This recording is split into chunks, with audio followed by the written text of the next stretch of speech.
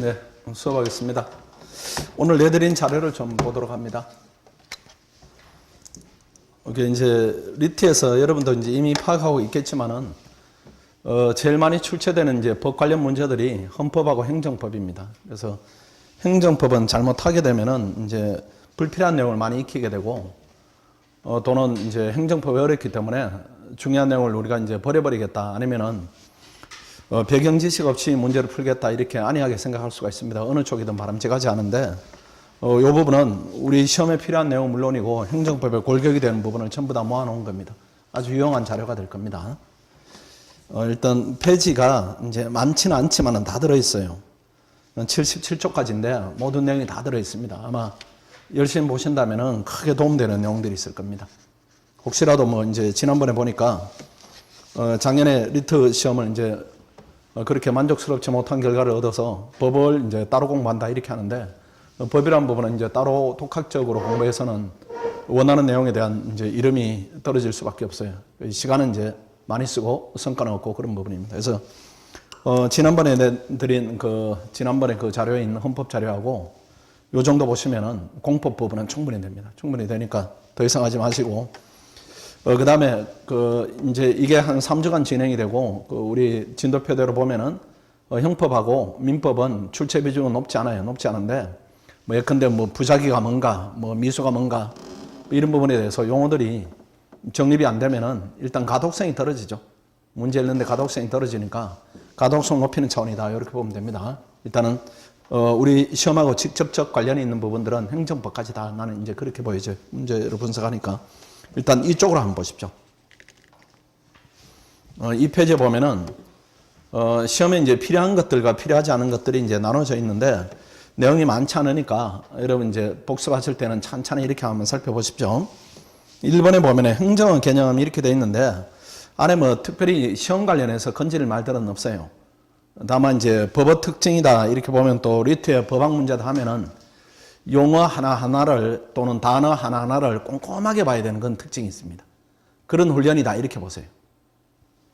리트 준비하면서 독서를 많이 하죠. 근데 어떤 방향성을 잃은 독서다 이런 부분은 실제 도움은 안 될 거예요. 그런 차원으로 봐야 됩니다. 일단 행정의 개념을 보세요.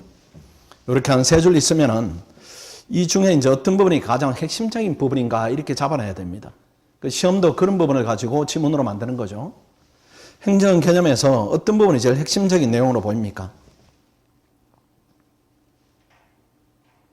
행정이 뭡니까? 법을 집행하는 거죠. 그렇죠? 우리가 입법, 행정, 사법 이렇게 하면은 입법부는 법을 만들고 행정은 집행하는 거죠. 그렇죠? 그 법을 집행하는 작용인데 법의 집행의 궁극적 목적은 뭡니까? 공익실현이죠. 그렇죠? 공익실현. 그래서 우리가 이런 용어 쓰죠. 자, 칠판 한번 보겠습니다. 우리 헌법할 때도 많이 배웠어요. 이렇게 이런 용어. 우리가 권력이다 이렇게 용어를 쓰면서 공권력이다 이런 용어 쓰죠. 그렇죠? 공권력이다 이런 용어를 쓰는데 신문에도 많이 나오고 TV에도 많이 이런 용어를 나옵니다. 공권력을 농락하네. 아니면 공권력을 강하게 발동해야 되네 이런 부분인데 어떤 말을 줄인 말일까요 이게? 공익을 위한 권력이에요. 공익을 위한 권력.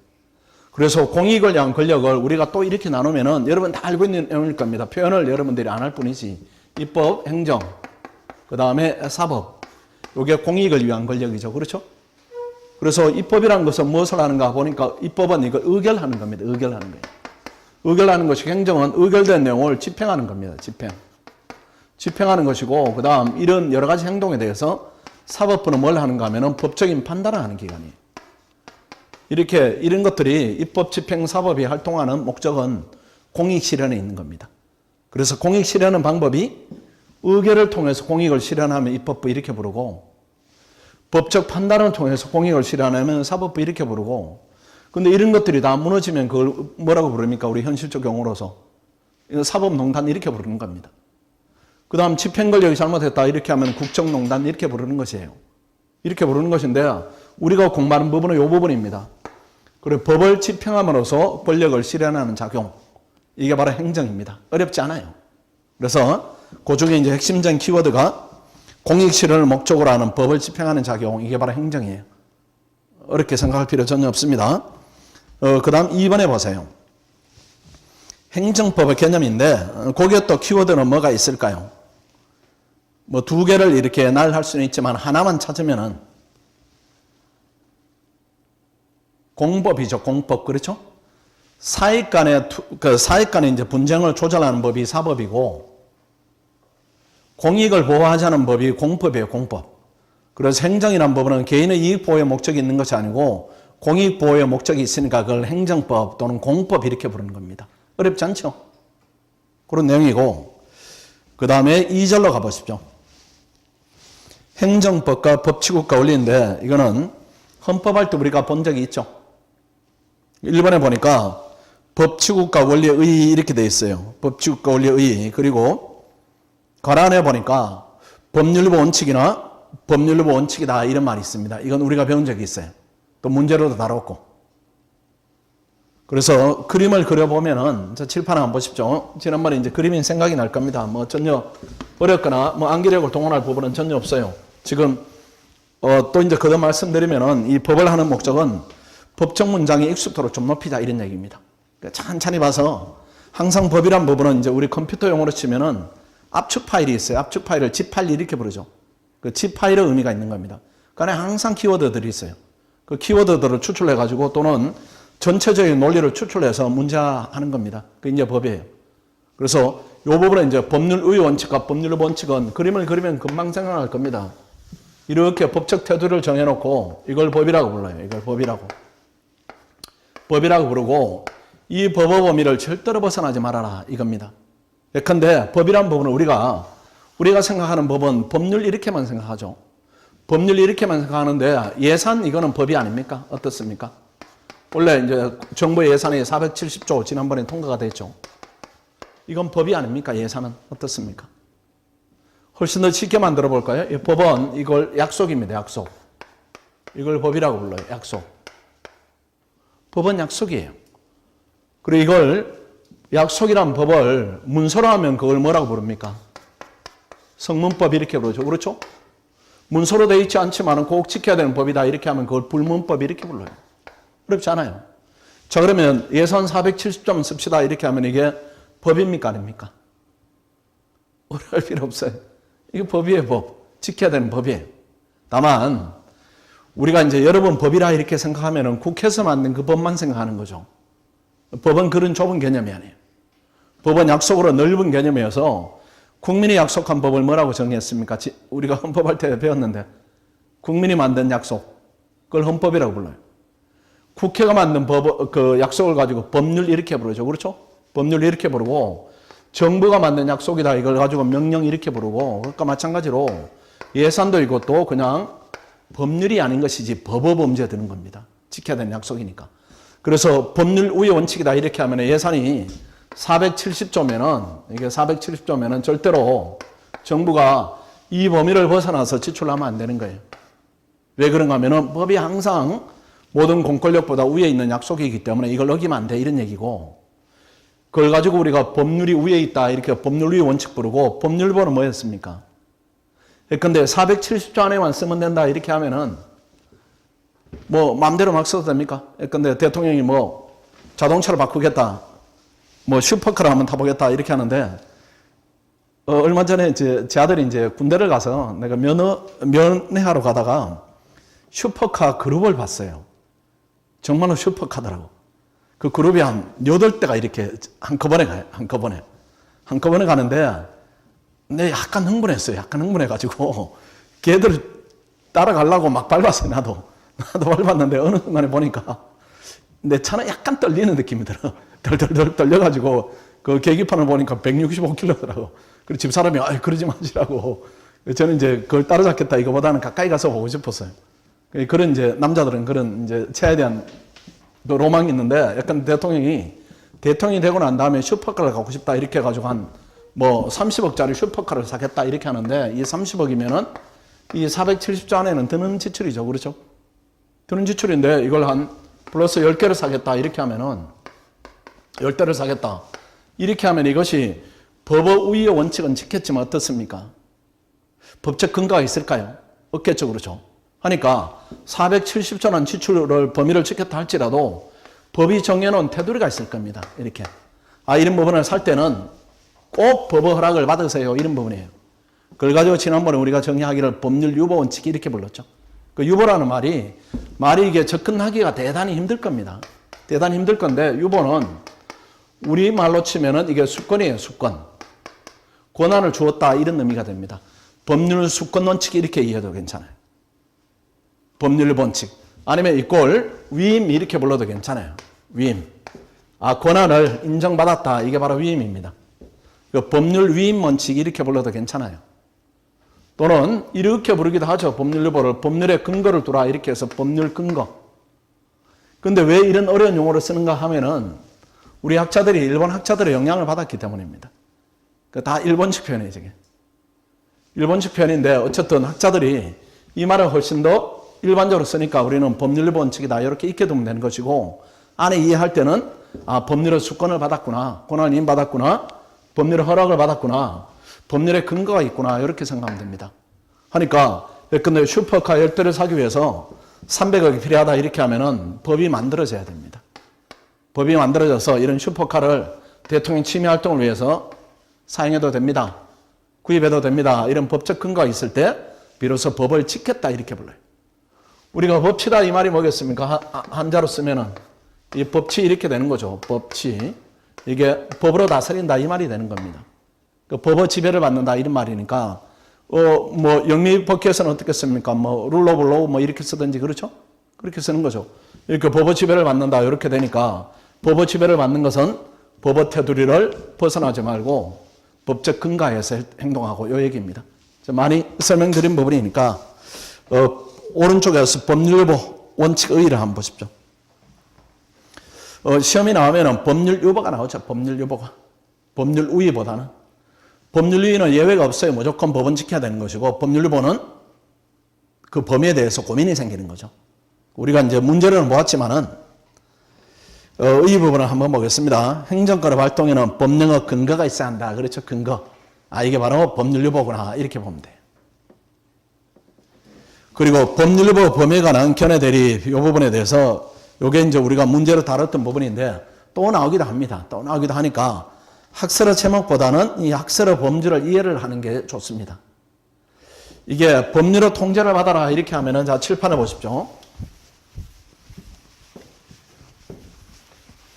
결국 법률 우위 원칙은 법은 무조건 누구든지 지켜야 됩니다. 그런 사상을 법은 만인 앞에 있어서 평등하다 이런 말 많이 듣죠. 그렇죠? 법은 항상 지켜야 됩니다.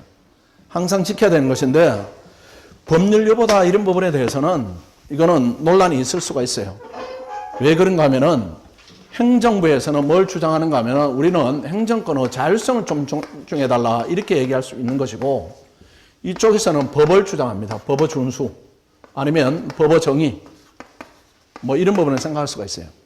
그래서 국회가 법을 만들어 놨으니까 이 법적 정의에 맞게 좀 지켜달라 이렇게 하는 것이고 자 그렇다면은 이렇게 이제 법적 테두리가 있으면은 이 테두리 내에서 법이라는 기둥을 세우고 행정부 활동을 하나하나 통제하겠다. 이게 바로 행정에 대한 작용에 대한 법적 근거를 두라 그 말이죠.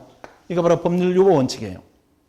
법률유보 원칙인데 만약에 행정활동이 100개다 이렇게 할 때 100개 다 모든 법적 근거를 받으라 이렇게 하면 행정 자율성이 너무 축소되겠죠. 하니까 이 법률유보 원칙이 확장돼 버리면은 행정 자율성이 너무 축소되는 겁니다.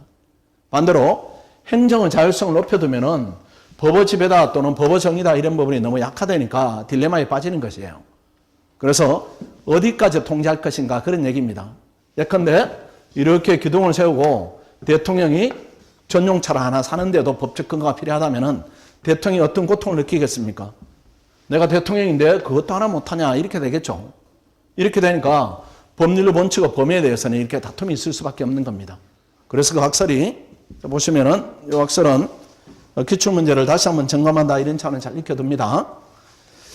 침해 유보설이 있고 급행정 유보설이 있고 전부 유보설이 있고 본질상 유보설이 있는데 이거는 법의 통제를 받는 부분에 대해서 광협을 얘기하는 겁니다. 넓고 좁음을 얘기하는 것이에요. 그 침해 유보설은 어떤 내용인가 하면은 칠판 한번 보십시오. 그래서 법률유보 범위에 대해서 칠판에 또 그림을 그리면 이렇게 되겠죠. 이렇게 법의 기둥을 세우고 법이라는 기둥을 세우고 얼마만큼 입법부가 국회가 행정부를 통제하는가 그런 얘기입니다. 그런 얘기니까 이 줄이 이제 길냐 길이 짧으냐 이런 얘기죠. 그렇죠? 어느 부분에 통제하는가 보니까 국민의 권리다. 즉 국민의 기본권이다. 권리를 침해하는 부분만 국회가 통제하면 되죠. 이렇게 나올 수도 있고. 그렇죠? 그렇게 나올 수도 있고 아닙니다. 여기에 더해서 국민에게 이익을 주는 걸 가지고 급부라고 불러요. 급행정 부분에 대해서도 이것도 필요한 경우가 있겠죠. 이렇게 생각할 수 있는 겁니다. 예컨대 지금 태양광 사업이 활성화되겠다 이렇게 하면은 그렇죠. 거기에 A라는 업체에 대해서 정부가 100억을 지원한다 이렇게 생각해 보죠. 100억 보조금을 지원한다 이렇게 하면은 이 보조금 지원에 대해서 법원 통제 없이 하는 것이 타당합니까? 타당하지는 않겠죠. 그렇죠. 저 이렇게 보조금을 100억 지원한다 이 부분은 권리를 침해하는 부분이 아니고 혜택을 주는 부분이죠. 혜택을 주는 부분이니까 과거의 좁은 개념으로 보면은 권리를 침해할 때만 법원 통제를 받아야 된다 이렇게 생각했는데 국가 활동이 적극화되다 보니까 이런 경우에까지 법원 통제가 필요하다 이렇게 나올 수 있는 겁니다. 그 얘기가 자 보시면은 제가 지금 설명드린 내용이 침해 여부설과 급행정 유보설 이 부분을 설명드린 거예요. 그 침해 여부설은 쉽게 말하면은 거기에 적힌 대로 국민의 권리를 침해, 제한하거나 의무를 부과할 때 이럴 때는 너무나 당연히 해야 됩니다. 너무나 당연히. 그런데 행정활동이 적극화되다 보니까 거기에 멈춰서는 안 되고 급행정 유보설은 조금 주의해야 됩니다. 침해행정 플러스 급행정. 그리고 전부 유보설은 저 칠판을 보십시오. 그러면은 뭐 행정은 작용이란 부분이 국민의 권리를 침해하는 작용하고 그 다음 국민에게 도움을 주는 작용 외에 또 있습니까? 특별히 없을 것 같아요. 그렇죠? 특별히 없을 것 같으니까 그렇다면 이거 두 개면은 뭐 전부이지 뭐 이렇게 하잖아 학생들. 전부이지 뭐. 그 얘기입니다. 그 얘기인데 그렇다면은 전부 하면은 예컨대 여기는 제가 예를 100억 보조금 이렇게 들었지만은 예컨대 공무원이 저녁에 회식을 하려고 모였어요. 회식을 하려고 모였는데 요 회식비가 전 부서가 회식을 뭐 삼겹살로 이렇게 보니까 30만 원 정도 지출이 됐습니다. 이것도 국회 허락을 받아야 될까요? 어떻습니까? 이것까지 국회가 법을 다 만들어서 회식할 때는 삼겹살로 30만 원 넘지 못하고 정심들이 20만 원 넘지 못하고 이거는 행정 자율성을 너무 건드리는 거죠. 너무 건드리니까 이런 자잘한 것까지는 굳이 국가 관여할 필요 없이 중요 사항만 이렇게 할 수도 있겠죠. 그렇게 보니까 자 칠판 한번 보시면은 요 얘기가 결국은 침해 행위만 하자 이건 너무 좁으니까 그렇죠? 이익을 주는 행위까지 하자 이렇게 좀 넓혀보자. 근데 침해하는 행위 이익을 주는 행위도 있지만은 그의 중간적 영역도 있을 수가 있죠. 그 중간적 영역도 전부 다 포함하자 이런 견해도 있고 전부 다 포함하자 이렇게 하다 보니까 이런 자잘한 것까지 다 포함되니까 그게 아니고 이런 행정부가 하는 활동 중에 핵심적 부분이 있을 거다. 이 부분만 통제를 하자. 이 학설이 나오는 겁니다. 그래서 학설을 볼 때는 관점의 차이가 어느 부분에 있는가 이 부분을 자꾸 봐야 됩니다. 모든 지문들이 다 그렇게 나와요. 그래서 자 학설의 답을 해보시면은 법률보 원칙의 적용 범위를 가장 좁게 보는 학설은 어떤 겁니까? 침해보설이죠. 그렇죠? 그 다음 가장 넓게 보는 것은 전부유보설이고 전부죠. 그렇죠? 전부유보다 이 말을 우리가 근거를 읽자고 했죠. 유보라는 말을. 그렇죠? 그 전부 근거가 있어야 된다. 이런 학설이고 그 다음에 본질상 유보설은 가장 중요한 사항만 이렇게 되는 겁니다. 이거는 가장 중요한 사항이 그때그때 달라질 수가 있어요. 그럼 가장 중요한 가능가는 누가 결정합니까? 판사들이에요. 판사들이. 앞으로 여러분들이 이제 법을 전공하게 되면은 1번, 2번, 3번은 고민이 없어요. 이거는. 일반인이 판단하는 것이나 아니면 법률 전문가가 판단하는 것이나 차이가 없어요. 근데 4번에 본질상 유보설이다 이렇게 하면은 본질이 무엇인가 이 부분에 법적 판단이 필요한 겁니다. 그리고 본질이 무엇인가 이 부분에 대해서 이번에 헌재 입장을 가보세요. 천천히 한번 보겠습니다. 판례 문장이니까. 오늘 법률의 원칙은 단순 행정작용이 법률의 근거를 두기만 하면 충분한 것이 아니라 국가 공동체와 구성에게도 기본적이고도 중요한 의미를 갖는 영역, 특히 국민의 기본권 실현과 관련된 영역, 국민의 기본권 실현과 관련된 영역에 있어서는 입법자가 본질사항에 대해서는 스스로 결정해야 된다. 입법자가 꼭 결정해야 되는 부분은 입법자가 해라. 이게 바로 본질사항 유보설이다. 이렇게 보면 됩니다. 그래서 시험 관련해서는 판례도 본질상 유보설의 입장을 취하고 있다. 그 다음 지문화되는 부분은 학설이 지문화됩니다. 이거는 문제로서 알 거예요. 지난 시간에 잘 이제 판단하셨습니다. 이 부분은 계속해서 이제 시험에 나올 만한 주제가 됩니다. 자, 넘어가겠습니다. 행정법원, 법원 이렇게 되어 있죠. 행정법원, 법원입니다. 이거 우리가 이제 법원에 간다 그런 말이 아니고 법의 형식이 어떤 걸로 존재하는가, 법의 뿌리를 얘기하는 겁니다. 그래서 행정법원, 법원의 종류입니다. 뭐 어려운 법원이 없어요. 다 알고 있는 겁니다. 칠판 한번 보시면은 아까도 뭐 서두에서 말씀을 드렸죠. 법이란 법원의 약속이고 약속이란 법원을 문서로 하면은 그걸 가지고 성문법 이렇게 부르고 그렇죠? 그걸 성문법 이렇게 부르고 그 다음에 모든 약속을 다 문서로 못하니까 그냥 말은 안 하지만 우리가 지켜야 되는 부분이 있다. 이걸 가지고 불문법 이렇게 부르죠. 어려운 부분이 없어요. 그래서 우리가 성문법이다 이런 부분도 이미 알고 있습니다. 불문법이다 이런 부분도 알고 있을 가능성이 높고 그래서 행정법의 뿌리는 어디에 있습니까? 문서화된 것 중에는 그렇죠? 어디에 있습니까? 가장 상위에는 어디 있죠? 헌법에 있죠. 그렇죠?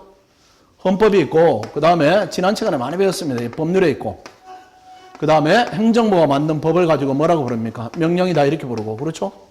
그 다음 지방자치단체가 만든 법을 조례 이렇게 부르니까 대략적으로 하면은 이런 부분에 행정법의 뿌리가 있다 이렇게 볼 수가 있죠.